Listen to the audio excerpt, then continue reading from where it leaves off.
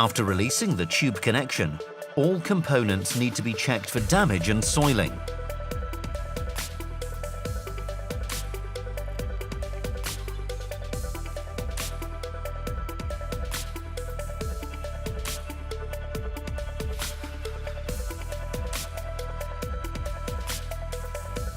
To facilitate assembly, apply suitable lubricant to the thread and cone of the manual pre-assembly connecting piece of the cutting ring. Insert the tube end into a new coupling socket and tighten the union nut hand-tight, tension-free. Then the connection is tightened with the same amount of forces as during initial assembly.